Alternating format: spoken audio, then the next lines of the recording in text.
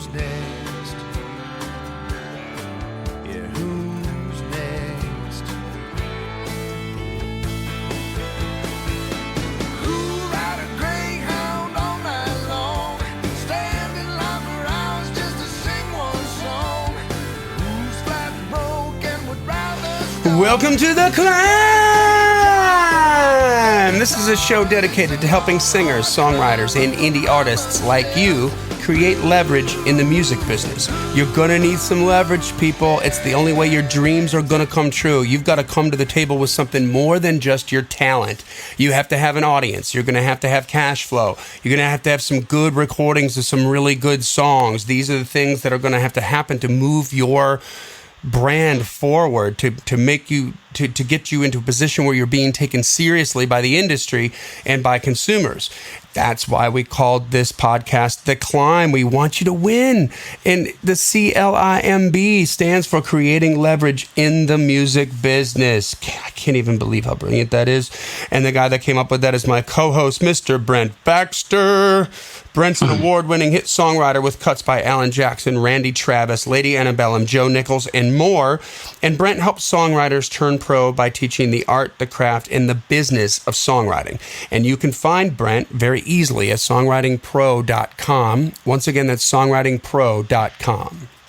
And I would like to introduce you to my co-host, Johnny Dwinell. Johnny owns Daredevil Production. They help you find your sound, and they help you grow your audience so you can become the artist that everybody loves, and so you can get paid. Daredevil has worked with multi-platinum artists like Colin Ray, Tracy Lawrence, Ty Herndon, and Andy Griggs, just to name a few. You can find Johnny at daredevilproduction.com. That's production singular with no S, and there is no S because there is no other Johnny D. What's happening, brother? Man, I'm doing all right. Just ready to drop a little bit of knowledge. Everything going all right in Johnny world? Yeah, man, we're making miracles happen. There we go. Every single day. And you know, your last episode, which was 2 episodes ago, was all about the importance of a title. Mm-hmm. So on that note, the title of this episode, which is awesome, is Why It Pays to Be Terrible. Why It Pays to Be Terrible. All right. Well, that speaks to you. Welcome. You're among friends. Hey, real quick before we get into it too, guys, we've got the C.L.I.M.B community on Facebook. Join that. Just ask to join. We'll let you in. You've got to behave. You've got to be good. You've got to be all about everybody else and not all about yourself. You will be ushered to the door if you are a taker or a sort of spammer. Yeah, spammer. You'll be out, but otherwise, come in. Any questions you want to ask, we're going to get to them. And lots of people talking back and forth amongst themselves in there and just offering sort of different wins, that different success stories that they have that could help you crack a couple holes in your dam and get that water leak through so you can explode out and get a river of cash flow. There we go. It's been pretty cool lately. I know Johnny Cochran, one of our climbers, he's posted there a couple times like, hey, I've been doing this and this is what results I've been getting. This has been working. I've been doing this that I hear from you guys, or here's some other stuff I've tried. Has anyone else had experience with that? Love seeing that kind of stuff on the C.L.I.M.B community Facebook group, because that's where it is, man. Sharpening each other, helping each other climb that climb. And so thank you, Johnny, and Mr. Cochran, both Johnnies, for doing that. There you go. And so just find it on Facebook. It's the C.L.I.M.B community. Just request to be in the group and we'll make it happen. So on that note, sir, you're going to talk about why it pays to be terrible? Yes. So it's time for a confession. Okay. All right. I'm a below average guitar player. Like, the strings on my guitar are older than my children. Well, except maybe my 14-year-old now. That's more than below average. Yeah. So, listen, man, I couldn't write a hit melody to save my life. Okay. And I sing like a horse. Okay. I'm like Mr. Ed behind the mic here. So, but you know what? Choosing to stay awful at those things has helped me become a successful songwriter. Choosing to be terrible has helped me, and choosing to be terrible just might help you too. Yeah, interesting. Yes. So I'm not kidding when I say, like, I'm not good at singing, playing, or writing melody. Okay, it isn't false humility. It's the truth. I'm just not naturally gifted at any of those things. Not naturally gifted at singing. I mean, I remember the first time I sang on key on purpose. Like, it wasn't just like I was just singing a note and the melody just happened to cross paths with it, you know? You're like, Hercules, Hercules, Hercules. I was like, you didn't sing on key. The key just happened to, you know. But I was on my way to, it was the summer after I graduated high school. All right. So I'm like, 17 at this point. And I remember I was going, my mom and I were driving to get my apartment, my first apartment at college in Jonesboro. It was like 75 miles away. I went to Arkansas State University, go Red Wolves. Mm-hmm. And anyway, so we were out, and I just had gotten the single of John Michael Montgomery's "I Love the Way You Love Me." Okay. I was a big hit for my day. So my mom is a good singer. She sings in church. She sings solos. Now she's gigging around Nashville because she lives around here, but playing nursing homes and stuff. But anyway. I didn't know that. She was Miss Senior Tennessee a couple of years ago. Boom. Dude, how does that make you feel? Weird. And anyway. Your mom's totally hot, dude. Oh, gosh. Brent's mom has got it going on. She's going to start listening to the podcast now. So anyway, so we were on our way back from Jonesboro, from signing the papers for my apartment for college, and so I had this single. So I was driving back. We had 75 miles to kill, and so she was working with me on my singing. I remember I was singing along to that cassette single of John Michael Montgomery's "I Love the Way You Love Me" just on repeat, and I was like, "I love, trying to hit that note." And by the time we got home, like I was only singing along. It wasn't the karaoke, but just being able to sing along. Yeah. Kind of hit the notes was a big deal for me. All excited, got home, sang for my dad. Like he's singing, he's on key. Okay, so this is not my natural skill set. All right. So anyway, boy, can you hear my dog going off in the background? Oh yeah. There we go. That's lovely. All right, my wife will be downstairs any minute now. Okay, so I'm not kidding when I say playing and singing aren't my thing. Oh, another story. So one year my dad got me like a cheap guitar, for Christmas because I was banging around. He wanted to bang around on the guitar a little bit after I got into songwriting. So I was doing that, and then that next Christmas he got a harmonica for me.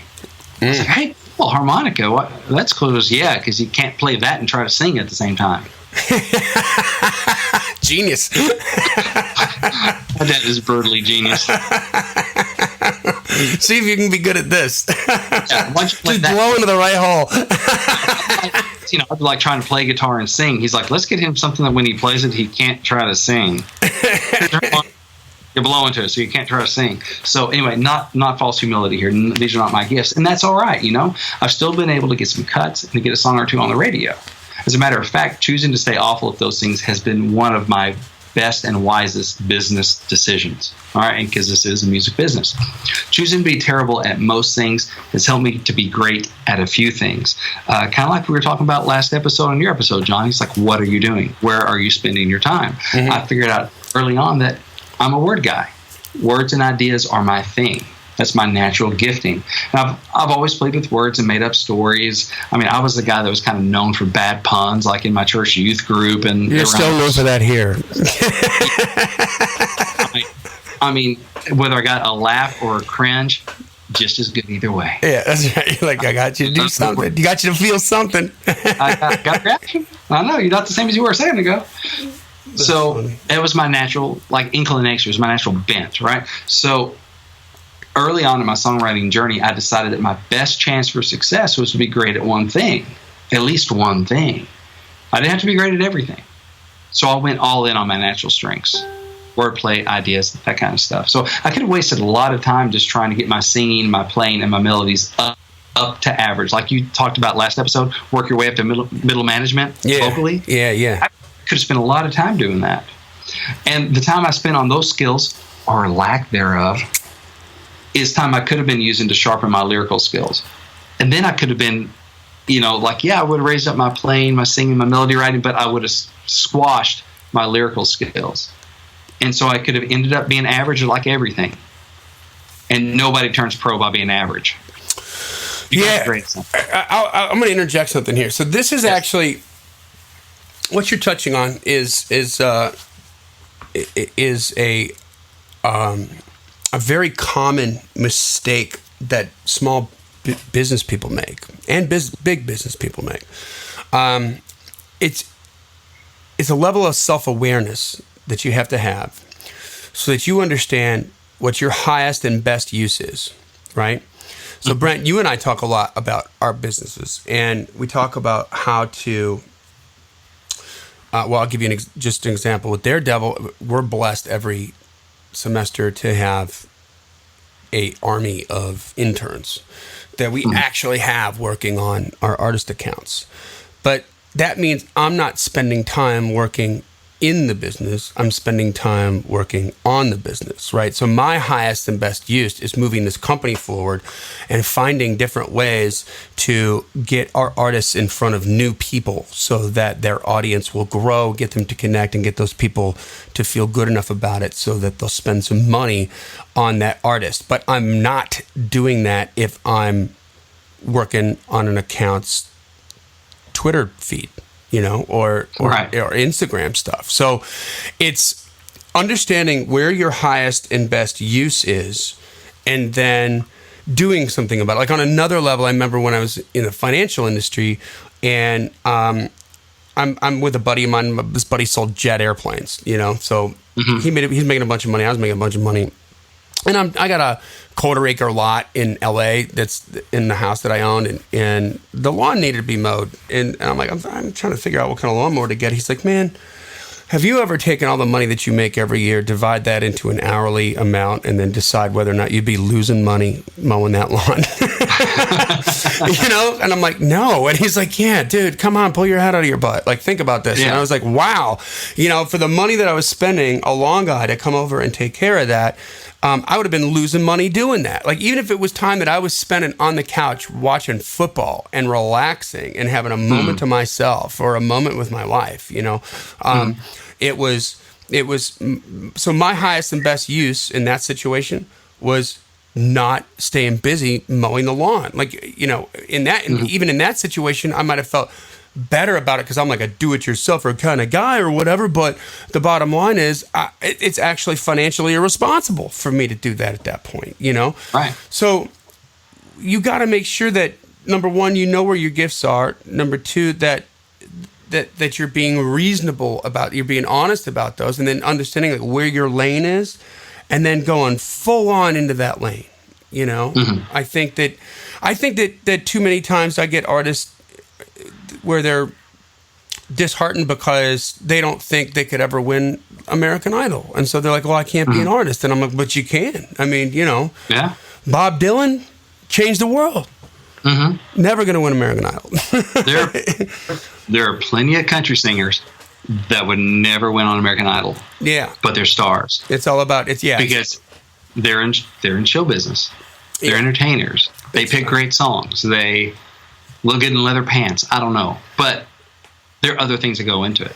It's so last night I was out with I got invited to an event that we got this little sort of business troika of Daredevil works with a label services company called Bar Frog, and we use Brickshore Media, which is a girl named Nicole Zeller, who is the publicist, and so she'll regularly invite me out to events that her company puts on, and I'll get to go hang out. So I'm at Third and Lindsley last night, and there was this like writers round, and I'm backstage at Third and Lindsley, which, by the way, first time backstage, dude, it's more fun backstage than it is. Like the backstage is astounding, right? Like at the Third and Lindsley, like it's amazing. I've never been back there, but Buddy Jewell was in that. A couple, like three other songwriters. I'm forgetting their names right now, but the songs that they wrote. Like the guy that's like Your Love Amazes Me. Who wrote that?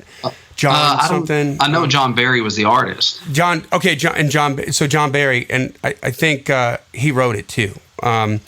Or at least co-wrote it. So yeah, he was there, and two other guys. And so watching these guys work, there's some good singers in that group. There's some really good singers and some good writers, and there were some better singers than other people, right? I mean, Buddy Jewell won Nashville Star, I think. He was a demo singer, and John Barry's a great singer, or at least was back in the day. I'm sure he still is. He still is, still amazing, and it was.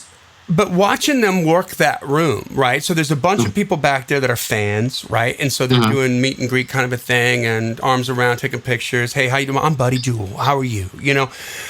Just being stars, right? That's a skill set, man. That's a talent, you know. And watching, I just remembered watching, like, it gave me pause. I was like, look at how they're like and I'm sitting there over in the corner hanging out with Nicole, and they didn't leave the room. Not one of those guys left the room. Now, I had worked with Buddy before, but it was like one session on your brother-in-law's thing, and on song that he and I wrote. Yeah, that's right. And so he came over to me. Like, I wasn't going to go up and gurm him, you know what I mean? That wasn't my place back there. But they were like, hey, man, I'm Buddy Jewell. You know, hey, I'm John Bear. I was like, hey, man, how are you? And shook their hand. And I'm like, buddy, I don't expect you to remember this. We only worked one time, one afternoon, but blah, blah, blah. He's like, oh, well, you tell Brent I said hello, which, by the way, I just did now live on the air. But hello, he came over to me, shake my hand. Like, everybody in that room, they're working. And that's the business of being a star. And they know, like, there's lots of different skill sets that can get you ahead in this industry, you know, that I mean, like, you know, to your point, like, so you can't sing and play guitar. Well, most people wouldn't consider you a songwriter, but yet you're a hit songwriter with just words. So, you know, there's lots of different lanes that you can get into, know what your highest and best use is, and do it, right? All right, welcome back to another exciting session of Song Title Challenge. In this corner over here, we have Mr. Brent Baxter, weighing in right at 200 pounds, light, middle featherweight champion of the world. And in this corner over here, we have a song title challenging the master, Mr. Brent Baxter, from a songwriter named Martin Vipond. I think it's Vipond or Vipond. And are you ready for the title? I'm ready. By the way, I've noticed how my weight goes up each time we do this. I'm trying to go up there till I hit it. It just...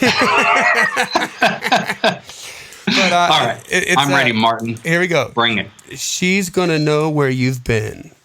Oh, okay. I'm writing this down so I can look at it. She's gonna know where you've been. Okay. So for those of you that are new to the Song Title Challenge, what I do is Johnny springs a challenger on me, a title challenger on me, with no preface. So this is the first time I've heard this. And then basically I take it, and as a country songwriter, I try to go, okay, what can I do with this to make it hit suspicious? Like, what can I do to try to make it as big of a bullseye, as market smart as possible? And then we just play with it, and it puts me on the spot, but hopefully lets you kind of inside the mind of a pro a little bit. And it may flop, it may fly, but we'll see what happens. All right, so she's going to know where you've been. All right, so it's third person, right? So I'm letting the title write the song. So you're talking to a guy or to something and about the girl. So she's going to know where you've been. So you're not talking to her. She's going to know where you've been. Oh man, that's interesting. There's mystery in there. I mean, the first thing that pops up on my mind is some sort of cheating thing where you're like, buddy, she's going to know where you've been. She's going to know you've been with her. She's going to know you've been here drinking too much. She's going to know where you've been. There's that. Negative, it's not very interesting to me, right? So she's going to know where you've been. I mean, okay, here's another angle on it. You know, when you take almost more like a gospel or Christian angle on it. So when you start treating her better, when you start holding your tongue, when you start lifting her up and you start being there more for her, she's going to know where you've been. She's going to know you've been down on your knees talking to God. She's going to know you've been in the Bible. She's going to know you've been in church. She's going to know where you've been, right? Because you're starting to live better. All right, you do something like that. Or when you, she's going to know where you've been. You do more of a country flavor to it, like, when you open the door and say, yes, ma'am, she's going to know you've been in the South. Yeah. When when you treat a lady right, she's going to know you've been growing up in a home where mom was respected and dad treated her right. Mm-hmm. She's going to know where you've been. Flip it positive, where the initial reaction is, she's going to know you've been out behind the bar and smoking. She's going to smell that cigarette on you. Mm-hmm. You can't fool a woman. She's going to know where you've been. And maybe that's a big thing. Like, you could almost do vignettes. Yeah.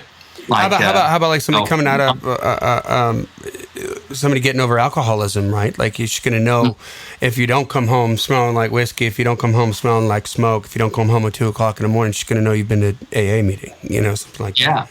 Yeah. She'll know you've been anywhere other than the bar. Yeah. So you could be like, it could be about different women, really.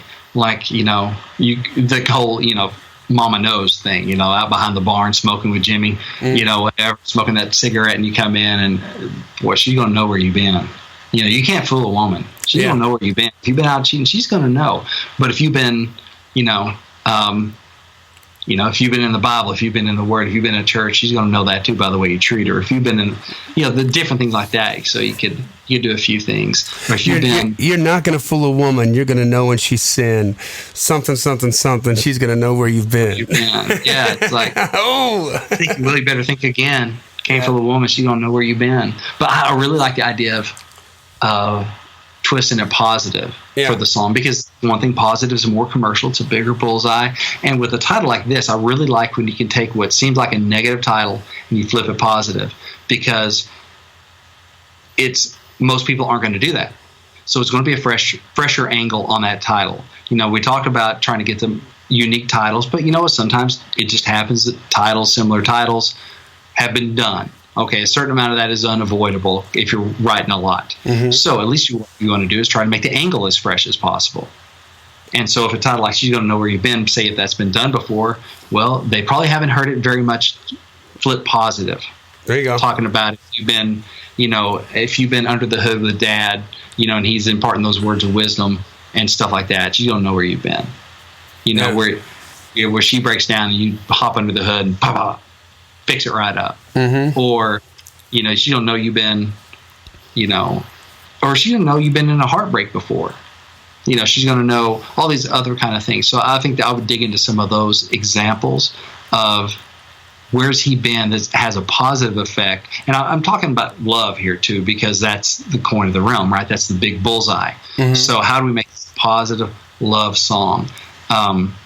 It's still not, first person, which would be even more powerful, but I'm not sure how you could flip this to first person. Unless it's, you could even do it, and I know we're not supposed to change the title, but if it's her singing to him, like, I know where you've been. Your girl singing to the guy about, like, I know you've been in a house where a man respected a woman. I know you've been, that kind of stuff would be pretty cool too, female song. But keeping it where it is, she's going to know where you've been. So, it could be a straighten up and fly right, but it's also, if you do the right things, she's going to know that too, because it's going to come through into who you are. Yeah. Which I think is interesting. So that's my angle. Go positive. Love. People won't see that coming with that title. Good stuff. And if you want to take one of these titles that you've been working on, once again, you own 100% of it. This is not a co-write. This is just stuff Brent throws out there so you can get inside his head. But if you would like to, dig in some more with some of your song titles, they can reach you, Brent, for personal one-on-one coaching for this, right? Yeah. You can reach me at songwritingpro.com/coaching. It tells you what the deal is with my coaching sessions, let you book a session if I have one available. You can also sign up just for an interest list, which kind of tells you just more about it. I sent you some emails going, okay, here's what you can expect. Here's how to get the most out of it.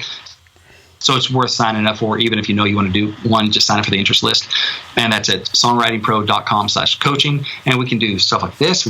I'll just dig in to answer any questions you might have and just basically be of service however I can. So yeah, you can check that out. But Martin, interesting title. So hopefully it serves you well, and hopefully I hear it one day on the radio. Well, back to the show.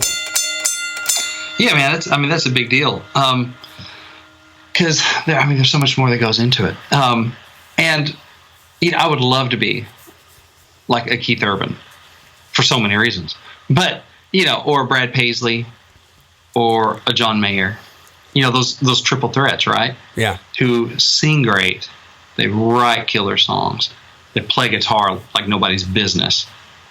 Those, the legit triple threats. Mm-hmm. Vince Gill, they are out there. Most of us ain't that. I knew early on that is not my thing. So I knew I needed to go on. I would love to be those guys. So yeah, you can have more than one. It's not like those guys goofed up by going, well, Keith, you shouldn't have worked on your songwriting, or Brad, sorry, you should have left the guitar and just worked on your singing. It works.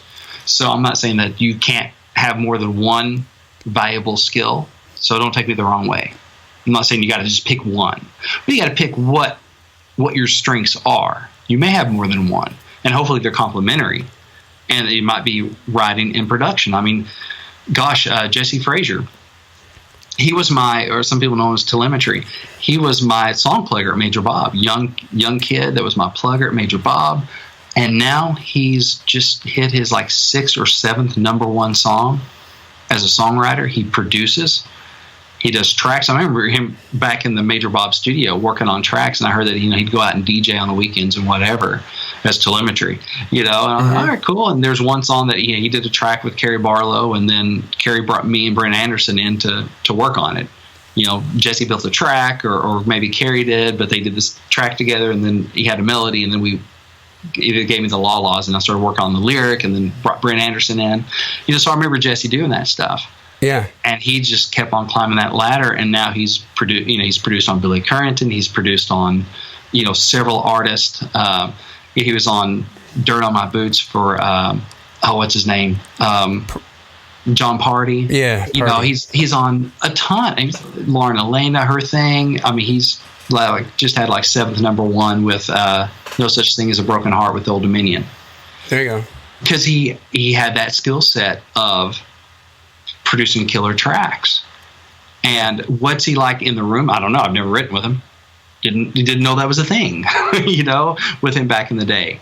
And, it was a different world. The track guys didn't have as much, spotlight on them back then when I was seeing them all the time. But he's bringing a skill, he may be bringing melody and lyric too. I don't really know, but I know he's bringing track and production and stuff.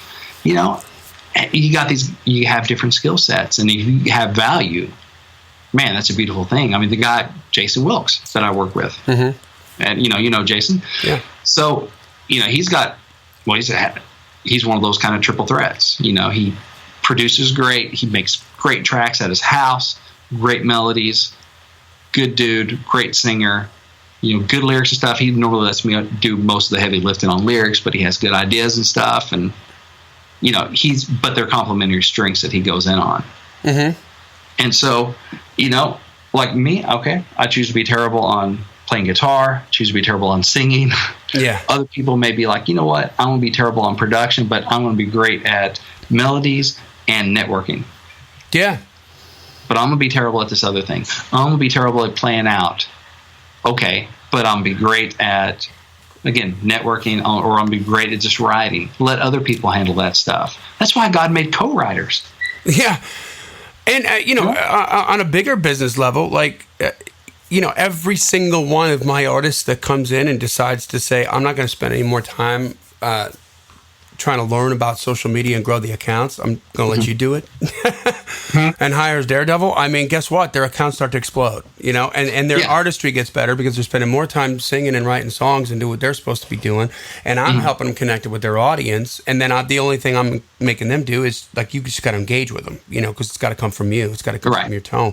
But, and then we're putting together the brand, because otherwise they'll just to your point, the learning curve on that. Can you be amazing at social media? Absolutely. And if it's something that you love to do and you're really good at, then do it. But if it's not, get somebody to do it for you, because it's still got to be done. But for you to spend another 5 years trying to get your learning curve up, platforms like Twitter will have come and gone. And you'll just be frustrated with the whole thing. And guess what? You're not spending time doing. What your highest and best use is, right? Which is whatever that is. If it's singing, if it's writing, if it's lyric writing, if it's you've got to know where it's better to have this person do this over here, because taking my precious time away to do something that I really have no interest in getting good at is a waste of time. And also, partnering up. I mean, some people, they try to be great at everything and not be terrible at anything because they're just control freaks. Right. They don't have total control. And sometimes those people don't go as far as other people. Like this whole podcast happened because we're willing to share. Right. I was interested. I was listening to podcasts, and I was like, it'd be a cool thing to add to my, to the business, the songwriting pro business. But man, just my bandwidth and getting it done, the technical stuff, I don't know. And we've been talking about that stuff, and finally we're like, well, you had Juice, Jason, who could handle kind of the setting up the technical part of it, and you do the editing, and I got to show up and come with content. Yeah. And wit and charm.